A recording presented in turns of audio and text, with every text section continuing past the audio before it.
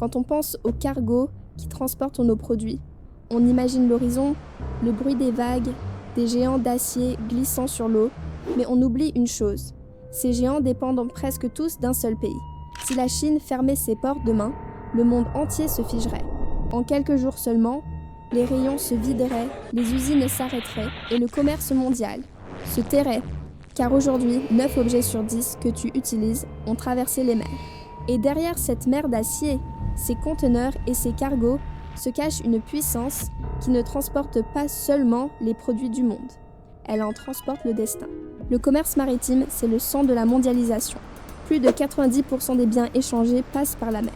Sans navire, plus de pétrole, plus de nourriture, plus d'iPhone. Pendant longtemps, ce pouvoir maritime appartenait à d'autres. Le Japon, la Corée du Sud ou les grands armateurs européens comme Maersk. Mais à partir des années 2000, la Chine a décidé de tout changer. Elle s'est dit, si on veut contrôler le commerce, il faut contrôler les routes. Tout commence au début des années 1980. Deng Xiaoping ouvre la Chine au monde et lance une immense phase d'industrialisation. Mais à cette époque, il manque quelque chose d'essentiel. Les navires. Le Japon et la Corée du Sud dominent complètement la construction maritime. Alors, Pékin observe, copie, apprend et fait venir des ingénieurs étrangers. Petit à petit, la Chine construit ses premiers grands chantiers à Dalian, Shanghai et Guangzhou. En 1999, elle ne produit encore que 5% des navires mondiaux. 10 ans plus tard, elle en fabrique déjà 1 sur 3. Puis arrive la crise de 2008. Les banques occidentales s'effondrent et les commandes de navires sont annulées les unes après les autres. En Europe, les chantiers navals ferment les uns après les autres. Et là, la Chine réagit vite. Dès 2009, Pékin lance un plan de sauvetage massif pour son industrie maritime. Les banques d'État, comme la ICBC ou la CMB Leasing, injectent des milliards de yuans. Le gouvernement fusionne ces grands groupes et garantit les crédits pour les compagnies maritimes chinoises.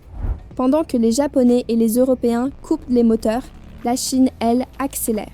Elle rachète les commandes annulées, finance ses propres armateurs et gagne une part de marché que personne ne lui reprendra. Dans les années 2010, la Chine passe à l'étape suivante, le contrôle total de la chaîne maritime.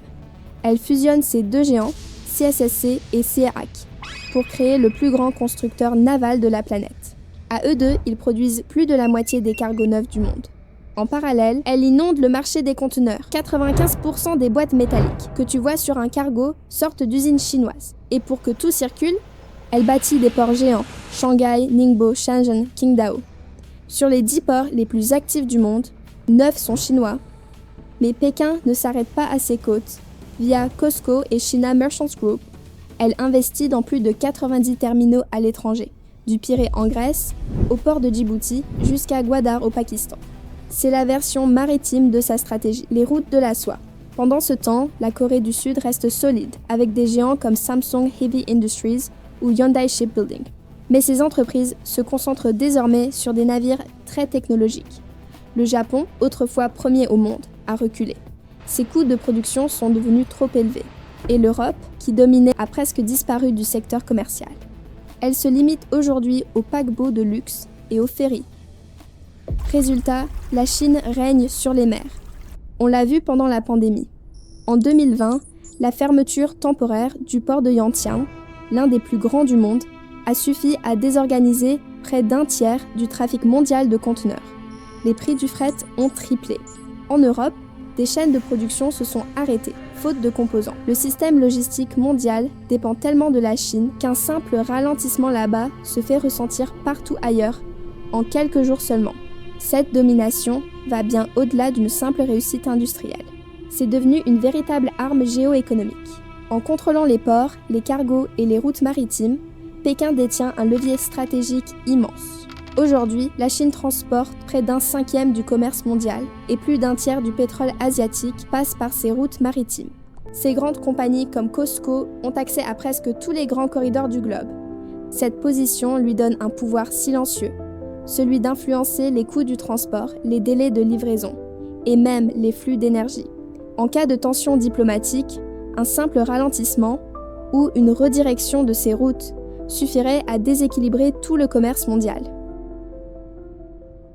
Si tu as aimé cette vidéo, n'hésite pas à t'abonner, ça m'encourage beaucoup à continuer les vidéos.